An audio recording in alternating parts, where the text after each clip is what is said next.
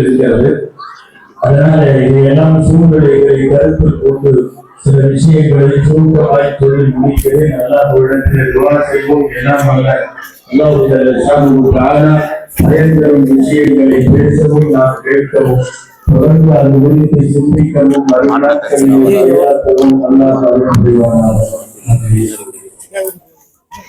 சமீப காலங்களில் கணக்கெடுப்புகளில் தமிழகம் முழுக்க சுமார் 4000 நிஸ்வான்கள் செயல்படுகிறார். 4000 நிஸ்வான்கள். ஒரு 20 வருஷத்துக்கு முன்னால 4 நிஸ்வான்கள் தான் இருந்தது. 4 நிஸ்வான் 40 ஆகவில்லை, 400 ஆகவில்லை, 4000 ஆகிவிட்டது. இருந்தாலும் போதவில்லை என்பதுதான் உண்மை. கிராமங்கள் தோறும், மஹல்லாக்கள் தோறும், ஏன் சில ஊர்களில் வீதிகள் தோறும் இப்போது நிஸ்வான் மதரசாக்கள் துவக்கப்பட்டிருக்கிறது. அது காலத்தினுடைய கட்டாயமும் கூட, காலத்தின் தேவையும் கூட. இந்த உலகத்தில் சர்வதேச அளவில் நடைபெறுகிற எல்லா விதமான அனாச்சாரம், ஆபாசம், அசிங்கம், ஷரியத்திற்கு மாற்றமான செயல்பாடுகள் எல்லாம் பெண்களை மையப்படுத்தியே நடப்பதால் பெண்களுக்கு மார்க்கத்தை கொண்டு போய் சேர்க்கிற ஒரு மகத்தான பணியை வேகமாக நாம் முன்னெடுக்க வேண்டிய பொறுப்பும் கடப்பாடும் இன்றைக்கு இருக்கிற உலமாக்களுக்கும் உமராக்கள் என்கிற நிர்வாகிகளுக்கும் இருக்கிறது. எதற்காக நிஸ்வான் மதரசாக்கள்? நிறைய பதில் இதற்கு உண்டென்றாலும் நான் ஒரே ஒரு பதிலை மாத்திரம் சொல்லி அந்த தலைப்பை ஒட்டியே முடித்து விடுகிறேன். அன்பானவர்களே, நாளைய தலைமுறையை உருவாக்குவது ஆண்கள் அல்ல, பெண்கள். காலையில் வேலைக்கு போய் இரவு திரும்பி விடுகிற ஆம்பளைங்க, வெளிநாட்டிலே உட்கார்ந்து கொண்டு பணம் மாத்திரம் அனுப்பி வைக்கக்கூடிய பல கணவன்மார்கள், இந்த சூழலில் வீட்டிலே வளரக்கூடிய நாளைய தலைமுறையை, அடுத்த சந்ததியை மார்க்கப்பட்டுள்ள சந்ததியாக உருவாக்க வேண்டும் என்று சொன்னால் பெண்களால் மட்டும்தான் சாத்தியப்படும். எனவே நாளைய தலைமுறை பெண்களை, நாளைய தாய்மார்களை, நாளைய குடும்ப தலைவுகளை மார்க்கம் தெரியாமல் உருவாக்கிவிடக் கூடாது என்பதற்காக ஒரு போர்க்கால அடிப்படையில் நாடு முழுவதும் துவங்கப்பட்டிருப்பதுதான் இந்த நிஸ்வான் மதரசாக்கள். நிஸ்வான்களை பொறுத்தவரை அன்பானவர்களே, பெண்களுக்கு மார்க்கத்தை நான் நிறைய தடவை சொல்லி இருக்கிறேன், நீங்கள் செவியேற்றிருக்கலாம். பொண்ணு பார்க்க போகும்போது பொண்ணு ஓதி இருக்கான்னு கேட்போம். எங்க போனாலும் கேட்போம். பொண்ணை வந்து அதா இதா நட உட அழகு எல்லாம் பார்த்துட்டு பொண்ணு ஓதி இருக்கான்னு கேட்போம். அந்த வீட்டுல உள்ளவங்க சொல்லுவாங்க, ஆமாமா பொண்ணு ஓதி இருக்கு, இப்படி ஓதி இருக்கு, அப்படி ஓதி இருக்கு, நிஸ்வான்ல ஓதி இருக்கு, ஆலிமா முபல்லிகா என்னமாவது சொல்லுவாங்க. இதை கேட்கிற இந்த சமூகம் மாப்பிள்ளை பார்க்க போறப்ப ஓதி இருக்கான்னு கேட்கறது இல்லை. அவரோட வேலை, பிசினஸ், அது இது, வெளிநாடு விசா, வருமானம் இதெல்லாம் கேட்பேன் ஒழிய மாப்பிள்ளை என்ன அலிப்பாவா அலிப்பேவா என்ன ஓதி இருக்காரு கேட்கிறோமா? இல்ல. ஏன் தெரியுமா? அவன் ஓதுனாலும் ஓதாட்டியும் அது அவனோட மட்டும். அதுக்காக அவன் ஓதவனான்னு நான் சொல்ல, அவனோடு மட்டும். ஆனால் அவள் ஓதி இருந்தால்தான், பெண் ஓதி இருந்தால்தான் வீட்டிலே வளருகிற தலைமுறையை நன்றாக உருவாக்க முடியும். இன்னும் நிறைய வீடுகளில் கண்டிஷனோடு குழந்தைகளை வளர்ப்பதில் ஆண்கள் தோற்கிறார்கள், பெண்கள் தான் சரியாக வளர்க்கிறார்கள். அல்லமா இப்னுல் கையும் ரஹிமஹுல்லாஹ் மிகப்பெரிய மார்க்க அறிஞர். அவங்களுடைய பல்வேறு வழக்குகள், பஞ்சாயத்துகள், கணவன் மனைவி பிரச்சனை எல்லாம் வரும். ஒரு குழந்தையோட வந்து விவாகரத்து கேட்கிற ஒரு தம்பதி, பையனுக்கு 9 வயசு ஆயிருச்சு. அதனால இப்னுல் கையும் ரஹிமஹுல்லாஹ் 2 பேரையும் தலாக்கு பிரிச்சு வைக்கிறப்போ பையன்கிட்ட கேட்டாங்க, நீ யாரு கூட போறேன்னா, அம்மா கூட போறியா அத்தா கூட போறியா அப்படின்னு கேட்டாங்க. ஏன்னா 7 வயசை தாண்டுகிற போது தமீஸ் என்று சொல்லக்கூடிய பிரித்தறியும் பருவம் வந்துவிட்டால் அந்த குழந்தையிடம் கேட்டுத்தான் கதாவத்திலே முடிவு செய்யப்படும். எனவே கேட்கிறார்கள், நீ யாரு கூட போற? பட்டுன்னு சொன்னா நான் அத்தா கூட போறேன். அவங்க அம்மா கூட போகல. மார்க்க சட்டப்படி பையன் அப்படி போறேன்னு முடிவெடுக்கிறதுனால வேற வழி இல்லை. அவங்க அத்தா கூட போன அனுப்பிச்சு விட்டாங்க. அவங்க அத்தா கூட போயிட்டாங்க. போனதுக்கு அப்புறம் இந்த அம்மா மட்டும் நின்றுகிட்டே இருந்தது. சொன்னது, நீங்க ஒரு பெரிய அஜரத்து, நியாயமா ஏதாவது சொல்லுவீங்கன்ட்டு வந்தோம். ஆனா அவங்க அத்தா கூட அனுப்பிச்சு விடுறீங்க. அவன் அவங்க அத்தா கூட போனா வீணா போயிடுவான். அப்ப எல்லா விவரமும் சொல்லுச்சு. அதுக்கப்புறம் போனவங்களை கூப்பிட்டு விட்டார். கூப்பிட்டுட்டு அந்த பையன்கிட்ட திரும்ப கேட்டாங்க அஜரத்து. அல்லமா இப்னுல் கையும் ரஹிமஹுல்லாஹ் நிறைய அரபி கிதாபுகள் எழுதி இருக்கிற நூலாசிரியர். ஏன் நீ உங்க அத்தா கூட போற, உங்க அம்மா கூட ஏன் போக மாட்ட?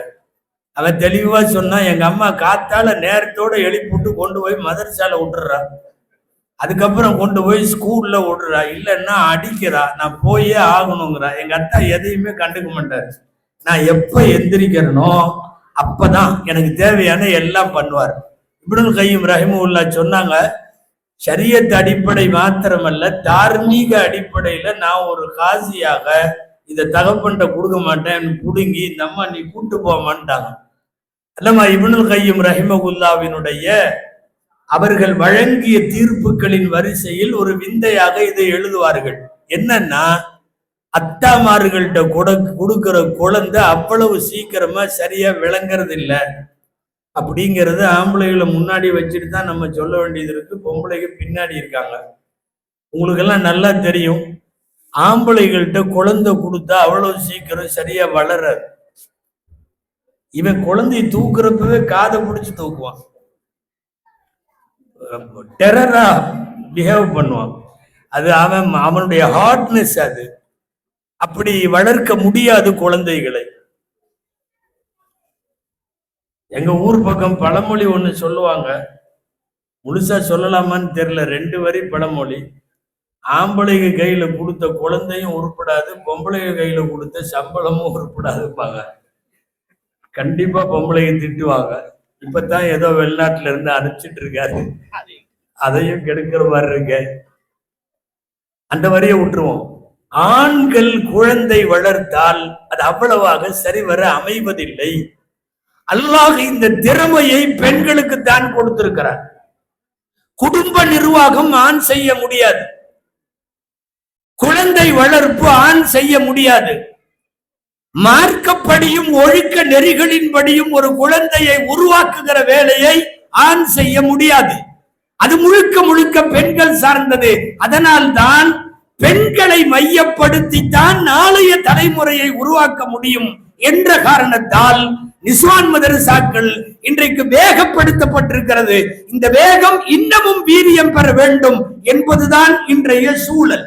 ஏன்னா சர்வதேச அளவில் நடைபெறுகிற அத்தனை அசிங்கமும் பெண்களை மையப்படுத்தித்தான் நடக்கிறது. இன்றைக்கு ஒரு வீடு வீடாக இல்லை, கல்வி கூடங்கள் சரியான ஒழுக்கம் தருகிற கல்வி கூடங்களாக இல்லை. மாஹவுல் என்று சொல்லக்கூடிய சுற்றுச்சூழல், சமுதாயத்தினுடைய சூழல், அதுவும் சரியில்லை. இப்படி இருக்கிற போது ஒரு குடும்பத்தை ஒழுக்க மாண்புகளோடு ஷரியத்தினுடைய நெறிகளோடு வளர்க்க வேண்டும் என்றால் வேற வழியே இல்லை. தாயிடத்தில் மாத்திரம்தான் அதற்கான அனைத்து பொறுப்பும் தகுதியும் அதற்கான திறமையும் திராணியும் உண்டு. அதனால் தான் பெண்களுக்கு அல்லாஹுவை சொல்லித்தர வேண்டும், ரசூலை சொல்லித்தர வேண்டும், ஷரியத்தின் சட்டங்களை சொல்லித்தர வேண்டும் என்கிற அடிப்படையில் தான் அவர்களை ஆலிமாக்களாக்குகிற இந்த மிகப்பெரிய முயற்சி வேகப்படுத்தப்பட்டிருக்கிறது. அவங்க நினைச்சாதான் கரெக்டா உருவாக்க முடியும்.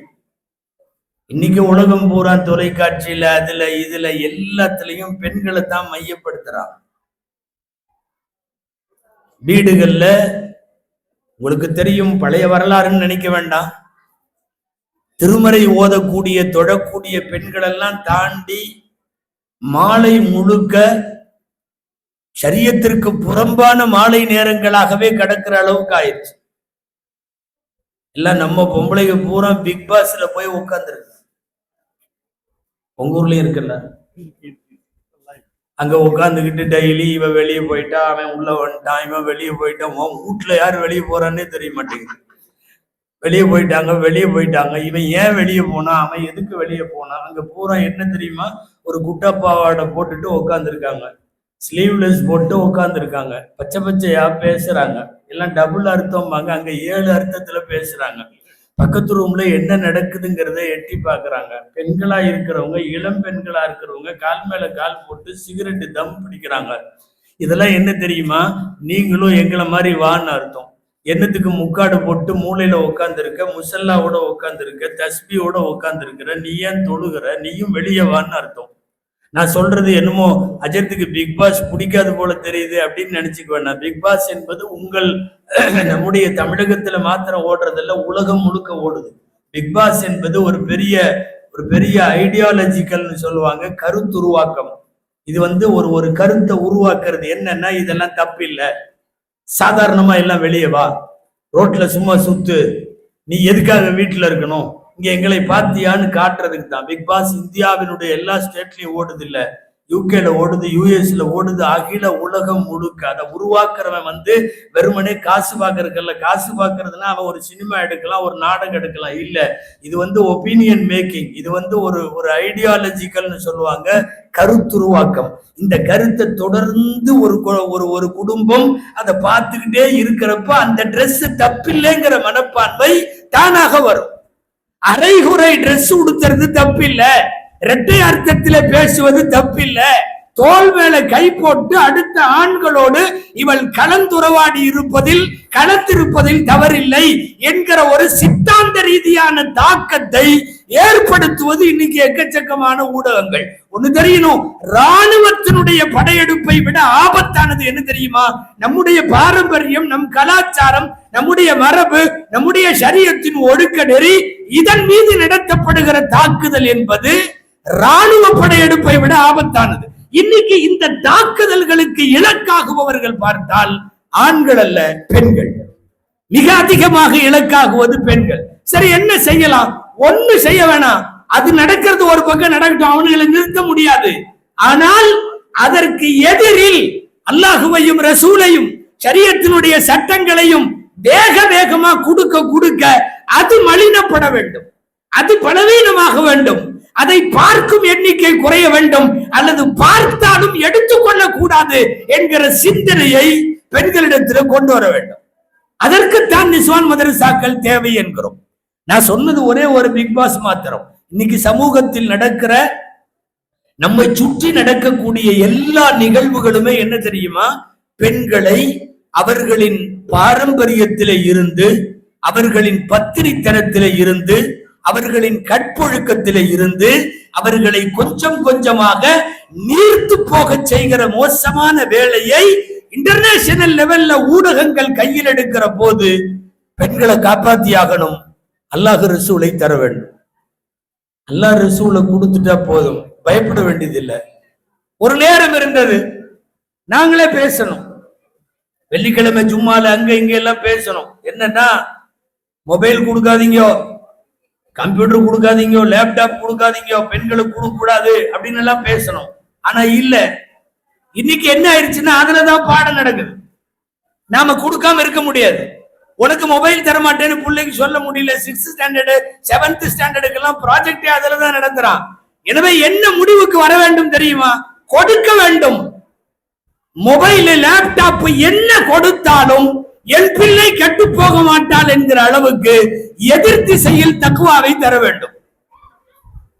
அந்த சூழ்நிலை உருவாக்குவதற்குத்தான் இன்றைக்கு மதரசாக்களின் தேவை என்பது இருக்கிறது. நீங்க எந்திரிச்சு சில பேர் உள்ள போனாலும் பயான் கேட்டுதான் இருக்கிறீங்க. நான் நம்பிட்டு இன்னும் கொஞ்ச நேரம் பேசுறேன். அன்பானவர்களே, அந்த சூழ்நிலையை உருவாக்குவதற்கு நாம் போராடி கொண்டிருக்கிறோம். அதனால் தான் எல்லா வீட்டு பிள்ளைகளும் ஓதிரணும். இது ஏதோ ரொம்ப தீனோட இருக்கிற வீட்டுக்காரங்க தான் ஓதுவாங்க, ஆஜியார் வீடு, அஜர்த்து வீடு, முத்தவல்லி வீடு, அதெல்லாம் இல்லை. அனைத்து இஸ்லாமிய பெண்களின் வீடுகளிலே இருந்தும் இப்படிப்பட்ட ஷரியத்தை தெரிந்து கொள்ளுவதற்கான வேகமான முயற்சிகள் முன்னெடுக்கப்பட வேண்டும். நாங்க உங்களுக்கு இல்ம தர்றதுக்கு முக்கியமான காரணங்கள்ல ஒரு காரணம் என்ன தெரியுமா? நீங்க அடுத்த தலைமுறையை உருவாக்குறீங்கிறது ஒண்ணு. நாளைக்கு உங்கள் மூலமாகத்தான் இந்த சமுதாயத்திற்கு ஆபீஸ்கள் கிடைப்பார்கள், மௌலவிகள் கிடைப்பார்கள். நாளைக்கு எங்க பள்ளிவாசல்களுக்கான முத்தவள்ளி செக்ரட்டரி எல்லாம் நீங்க தான் உருவாக்கி தரணும். பூராமே அவன் போதையிலையும் அதுலயும் இதுலயும் போயிட்டான்னா நாளைய பள்ளிவாசல்களின் தலைவர்கள் உங்க கையில இருந்தா வரணும். நீங்க தான் உருவாக்கி தரணும். மேக்கிங் பவர் அதுல நீங்க தான் இருக்கிறீர்கள். எனவேதான் எத்தனை பேர் தெரியுமா உலக வரலாற்றில் பெரும் பெரும் உலமாக்களை உருவாக்கிய வீடுகளில் நீங்கள் போய் விசாரித்து பாருங்கள். தந்தையின் பங்களிப்பு குறைவு, தாயின் பங்களிப்பு அதிகம். குறைவுன்னு சொல்றதை விட தந்தை 10% என்றால் 90% தாய்மார்களால் உருவாக்கப்பட்டவர்கள் தான் பெரும் பெரும் உலமாக்களும் இறைநேசர்களும் மார்க்க ஷரியத்தினுடைய மேதைகள். நான் நிறைய பேர்த்து சொல்லுவேன். 1-2 செய்தி உங்களுக்கு சொல்லணும். நான் அடிக்கடி சொல்ற செய்தி தான். பலஸ்தீனத்துல ஒரு அம்மா, பலஸ்தீனத்துல ஒரு தாய், கணவர் திடீர்னு மௌத்தாயிட்டாரு. இள வயசு, கையில இருக்கிறது 2 வயசு குழந்தை. அந்த அம்மாவுக்கு ஆசை, நான் பெண்களுக்காக கதை சொல்ற மாதிரி சொல்றேன். அந்த அம்மாவுக்கு ஆசை, பெரிய ஆலிமா என் பையனை உருவாக்கணும். ஒரு 5-6 வயசு வரைக்கும் பார்த்துச்சு. அதுக்கப்புறம் எல்லாத்துட்டையும் விசாரிச்சது, இந்த பையனை நான் பெரிய ஆலிமாக்கணும். அவங்க சொன்னாங்க மக்காவுக்கு போ. மக்கால கொண்டு போய் விட்டாங்க. ஹரம் ஷரீஃப்ல கொண்டு போய் குழந்தைய விட்டுருச்சு. சாப்பாட்டுக்கு வழி வேணுமல்ல. அந்த சின்ன பையன்ட்டு அந்த வயசுல சொன்னாங்க, நான் வீடுகள்ல போய் பாத்திரம் தேய்ச்சி வேலை செய்யறேன், அதுல கிடைக்கிற காசை ஒன்றை கொண்டு கொடுக்குறேன், நீ ஓதுமா அப்படின்னு சொல்லுச்சு. தகப்பன் இல்லாதல் ஒரு பெரிய தியாகியான ஒரு தாயினுடைய தியாகம், அந்த அந்த பெண்ணுடைய அர்ப்பணிப்பு, முழுக்க முழுக்க சாக்ரிஃபைஸ். 5 வருஷம் ஓதுனாங்க. அந்த பையனுக்கும் கொஞ்சம் விவரம் வந்துருச்சு. இந்த பையன் சொன்னாரு, இனிமேல் நம்ம அம்மாவை வேலை செய்ய விடக்கூடாது, நாமளே பார்க்கணும். வந்து சொன்ன, இல்ல இல்ல மதீனாவுல நல்லா ஓதி தருவாங்களாமா, அங்க போ, மஸ்ஜிது நபவிக்கு போனாங்க. கொண்டு போய் விட்டாச்சு. மஸ்ஜிது நபவியில மதீனால ஒரு 5 வருஷம் அதுவும் ஓதி முடிச்சாச்சு. வாலிப பையன் ஆயிட்டாரு.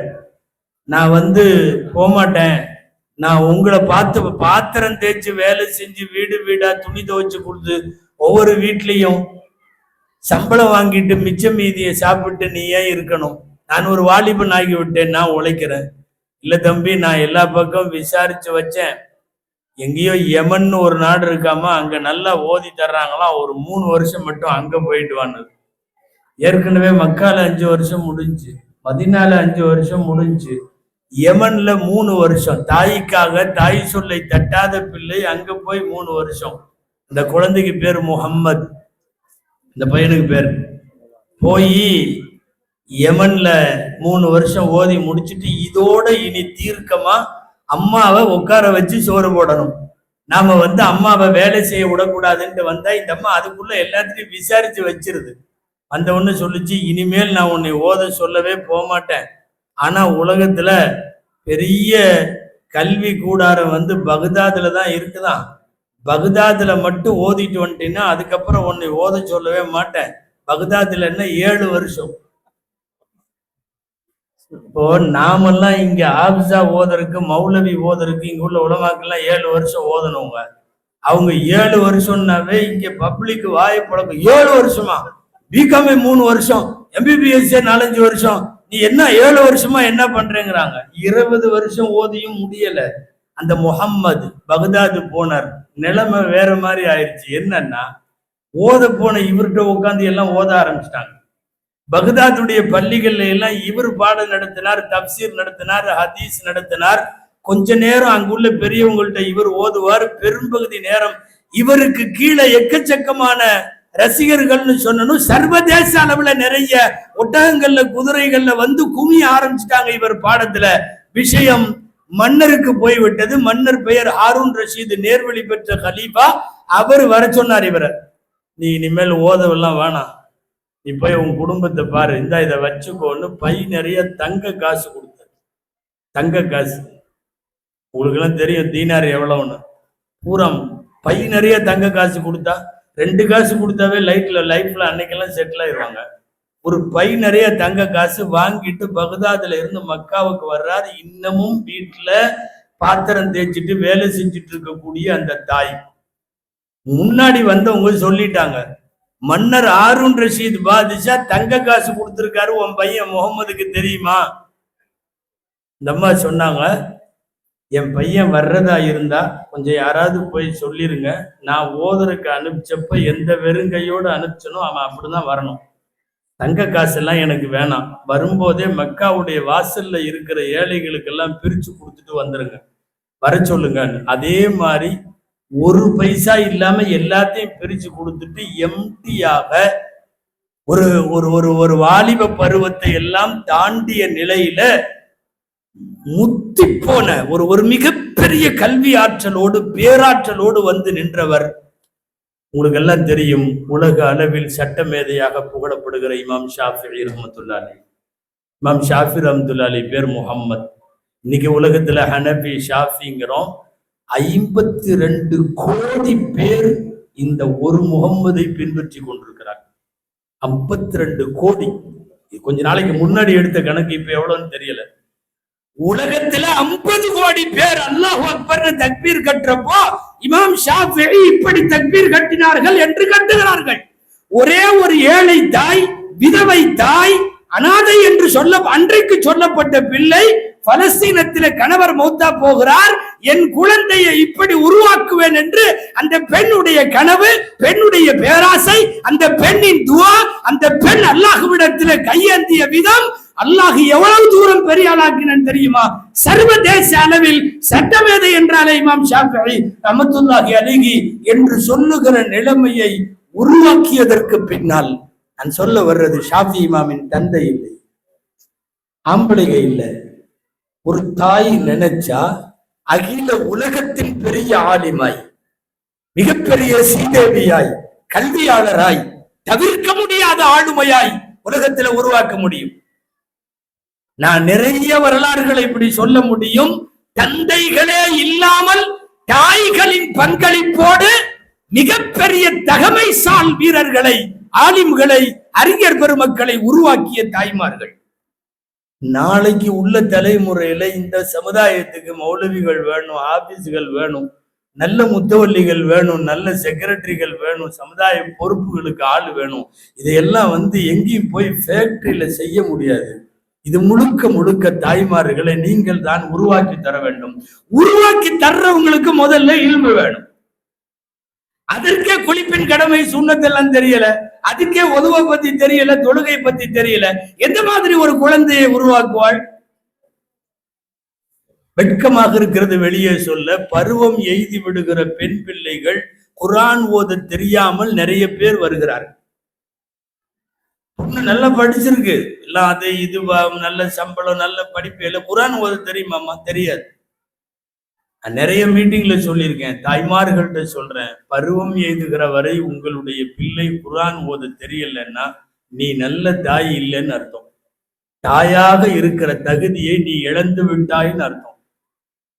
குறைந்தபட்சம் குர்ஆனோடு தொடர்புடைய ஒரு தலைமுறையை உருவாக்குவதற்கு இன்றைக்கு மார்க்கம் படித்த பெண்கள் தேவை. நீங்கள் தான் அதை இன்னைக்கு உலகமே போற்றுகிற எத்தனை பேர். நான் ஒரு முகம்மதை பற்றி சொன்னேன், இன்னொரு முகம்மதை பற்றி சொல்லட்டுமா? இன்னொரு முகம்மது, அந்த அம்மாவுக்கு 2 குழந்தை, ஒரு அம்மா. அந்த அம்மாவும் அப்படிதான், ஏழை தாய், பசங்களை நல்லா உருவாக்கணும், டெய்லி தஹஜ்ஜத் தொழுகும் அந்த அம்மா. சின்ன வயசுலயே கண்ணு போயிருச்சு அந்த முகம்மதுங்கிற பையனுக்கு. தஹஜ்ஜத்துல புடிச்ச அல்லாஹ்வை உழுக்குன்னு உழுக்கி சில நாட்களில் துஆவுக்கு பிறகு பார்வை வந்தது. கனவு கண்டார்கள், ரத்தல்லாஹு பஸர இப்னகி பி பரக்கத்தி துஆயிகி, உன் துஆவின் காரணமாக உன் மகனுக்கு பார்வை வந்து விட்டது. பார்வை வந்த உடனே அல்லாஹ்வுக்கு நன்றி செலுத்துறதுக்கு 2 பசங்க, ஒருத்தர் முகமது, ஒருத்தர் அகமது. இந்த முகமதையும் அகமதையும் கூட்டிட்டு அந்த அம்மா ஹஜ்ஜுக்கு வந்துச்சு. ஹஜ்ஜுக்கு வந்த உடனே முகமது சொன்னாரு, அண்ணன் அகமது கூட்டிட்டு நீ ஊருக்கு போமா, நான் ஓதிட்டு வர்றேன்னாரு. ஓது. மக்கால ஓதி, மதீனால ஓதி 16 வருஷம் ஓதினார். பூரா ஓதி முடிச்ச முகம்மது ரஷ்யா பக்கம். அந்த அம்மா போயிருச்சு சமர்கந்துக்கு. இவர் எல்லா பக்கம் ஓதி முடிச்சார். அகில உலகம் முழுக்க நபிமொழிகளை தேடி புறப்பட்ட இமாம் புகாரி ரஹ்மத்துல்லாஹி அலைஹி. இமாம் புகாரி பேர் முகம்மது. உங்களுக்கு தெரியுமா? புகாரியை உருவாக்கியது ஒரு தாய். அந்த தாயின் துவா, அந்த தாயின் அர்ப்பணிப்பு. 16 வயசுல மக்காவுடைய வீதியில நீ ஓதிட்டு வான்னு சொல்லிட்டு அந்த அம்மா போயிருச்சு ரஷ்யாவுக்கு, புகாராவுக்கு, இன்றைய தஜிகிஸ்தானுக்கு போய் உட்கார்ந்துக்குச்சு. பல்லாண்டு காலங்கள் உலகத்தில் ஏறத்தாழ 16,000 தூரம் அடி அளவுக்கு, மைல் அளவுக்கு தங்களுடைய சொந்த வாகனத்தில் பசி பட்டினிகளோடு போராடி இருக்கிறார். 16 வயசுல ஓத ஆரம்பிச்சவர் 18, 19 வயசுல மதீனாவினுடைய மஸ்ஜிது நபவியில, ரவுலா ஷரீஃப்ல இப்ப மாதிரி எல்லாம் ரசூலுல்லாஹ்வுடைய கபரு இந்த கட்டட அமைப்புல இல்ல, வெறும் மண்ணா இருக்கும். 14வது பிறை வரட்டும் என்று காத்திருந்து பிறை 14 அன்று ஒரு வெள்ளையான ஓலையை வைத்துக் கொண்டு கட்டையில தொட்டு ரசூலுல்லாஹ்வுடைய கபரிலே கை வைத்துக் கொண்டு இமாம் புகாரி எழுதிய முதல் கிதாப் சீரத்தினுடைய கிதாப், தாரீഖுடைய கிதாப், பெருமானார் ஸல்லல்லாஹு அலைஹி வஸல்லமுடைய வரலாற்றை ரசூலின் ரவுலாவிலே இருந்து பௌர்ணமி நிலவிலே தொடங்கினார்களே இமாம் புகாரி. புகாரி யாரு செஞ்சது தெரியுமா? புகாரியினுடைய மேனுஃபேக்சரிங், புகாரியினுடைய உருவாக்கம் முழுக்க முழுக்க அவங்க அம்மா. நான் வரலாறுகளை சொல்ல விரும்பல, நிகழ்கால சூழ்நிலைகளையும் கொஞ்சம் யோசியுங்கள். தீனோடு ஒரு குழந்தை வேண்டும், குணத்தோடு ஒரு குழந்தை வேண்டும், சமூக அந்தஸ்தோடு ஒரு குழந்தை வேண்டும். இத பெண்கள் தான் உருவாக்க முடியும். எந்த பாடுபட்டாவது பெண்களுக்கு மார்க்க அறிவை தந்துடணும். இன்னைக்கு தராதனால எக்கச்சக்கமான நேரம் இல்லை, நான் நிறைய சொல்ல வேண்டும். இன்னைக்கு நம்மள்கிட்ட பரவி இருக்கிற ஏராளமான அனாச்சாரங்கள், தூரமாகி போய்விட்ட மார்க்க சட்டங்கள். இங்க ஜமாத் உலமா மாவட்ட தலைவர் காசி எல்லாம் உட்கார்ந்து இருக்காங்க தெரியும். கணவர் இறந்து போயிட்டா இதா 4 மாசம் 10 நாள் இல்லையா? நிறைய ஊர்ல 40 நாள் ஆக்கிட்டாங்க. 40 நாள். அதுக்கு ஒரு பாத்தியா ஓதுறதுக்கு அஜயத்தை கூப்பிடுறாங்களாம், சொல்றாரு அப்துல் கரீம் மஸ்ஜி. இப்படி நிறைய பாத்தியா ஓதுறாரு. 40 நாள் இதாங்கிறது எங்க இருக்கு? யாரு சொன்னா? எந்த குரான்ல இருக்கு? எந்த ஹதீஸ்ல இருக்கு? வல்லதீன யதவஃபூன மின்கும் வயதரூன அஸ்வாஜன் யதரப்பஸ்ன பிஅன்ஃபுஸிஹின்ன அர்பஅத அஷ்ஹுரின் வ அஷ்ரா. சூரத்துல் பக்ரா, குர்ஆன். உங்களில் யாருடைய கணவர்கள் வஃபாத்தாகி விடுகிறார்களோ அந்த மனைவிகள் 4 மாதம் 10 நாட்கள் காத்திருப்பு காலம் அவர்கள் இருக்க வேண்டும். இது குர்ஆன் சொல்லுது. 40 நாள்னு யாரு சொன்னா? எங்க மாமா வீட்டுல கல்யாணம், நாங்க 40வது நாளோட முடிச்சுக்கிறோம். நாங்கெல்லாம் உம்ராவுக்கு போறோம், 40வது நாளோட முடிச்சுக்கிறோம். ஹஜ்ஜுக்கு ஹஜ்ஜே கடமையாகாது இத்தால உள்ள பொண்ணுக்கு. 4 மாசம் 10 நாள் முடிகிற வரைக்கும் இத்தா கடமை, ஹஜ்ஜு கடமையாகாது. ஹஜ்ஜுக்கு போறேன், உம்ராவுக்கு போறேன், கல்யாணத்துக்கு போறேன், சொந்தத்தை பார்க்க போறேன் என்பது 40 நாளோடு இத்தாவை முடித்துக் கொள்ளுகிற அறியா. நான் சாம்பிளுக்கு இது ஒண்ணு சொல்றேன். 100கணக்கான மசாயில் இருக்கிறது குர்ஆனுக்கு மாற்றமாய், ஹதீஸிற்கு மாற்றமாய். யார் எங்கிருந்து உருவாகிறதுன்னு பார்த்தா எல்லாமே பெண்கள் மூலமாகத்தான். எனவே சரியான ஷரியத்தை உங்களுக்கு கொடுப்பதன் மூலம்தான் நாளைய தலைமுறையை சரியாக உருவாக்கி தர முடியும். அதற்காகத்தான் வேக வேகமாக இப்படிப்பட்ட நிஸ்வான் மதரசாக்கள் பல்வேறு பாடத்திட்டங்களில் நடைபெறுகிறது. அல்லாஹ்வின் பேரருளால் இங்கும் பல பெண்கள் ஆலிமாக்களாய் 18 மாணவிகள். அல்லாஹ் தஆலா இவர்களை அங்கீகரிக்க வேண்டும். அது இவர்களை 18 குடும்பங்களை பத்தி ஒரு நிம்மதி பெருமூச்சு விடலாம். அவர்களின் கண் முன்னால் ஷரியத்திற்கு மாற்றமாக குழந்தைகள் செய்வதை வருங்காலங்கள்ல அவங்க அனுமதிக்க மாட்டாங்க. கடைசியா ஒரு விஷயத்தை சொல்லி நிறைவு செய்கிறேன். உங்களுக்கு இல்ம கொடுக்கறதெல்லாம் ஏன் தெரியுமா? இத வீட்டுல தீனுல் இஸ்லாமை கொண்டு வருவதுல குழந்தைகளை மட்டுமல்ல, வீட்டுல இருக்கிற கணவர் அவங்க இவங்க எல்லாத்தையும் தான். ஏன்னா இன்னைக்கு எல்லா கணவர்களும் உங்களுடைய அண்டர் கண்ட்ரோல்ல தான் இருக்கிறாங்க. இது ஒரு பெருமையான விஷயம் நீங்க நினைச்சுக்கலாம். நாங்க சோகத்தோடு சொல்றோம். இல்ல, நிறைய பேர் தலையை ஆட்டுறதுலயே தெரியுது அப்படித்தான் ஹசரத் இருக்குது.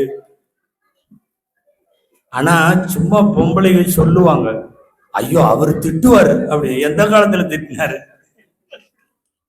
நாங்கெல்லாம் முதல்ல இந்த கல்யாணங்கள்ல பேசும்போது மாப்பிள்ளைய உட்கார வச்சுட்டு சொல்லுவோம், ஆணாதிக்கத்தை காட்டாதீர்கள், பெண் பாவம் பொல்லாதது, பெண்களை தீட்டாதீர்கள், பெண்களை அடிக்காதீர்கள்.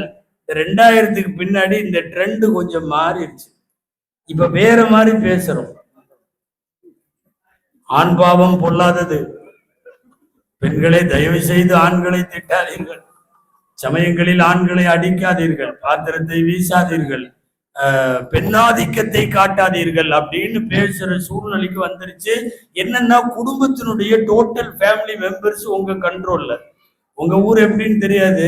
சில நேரம் வயசானவங்க எல்லாம் சில குடும்பத்துல படுற பாடு அல்லாஹு அக்பர்.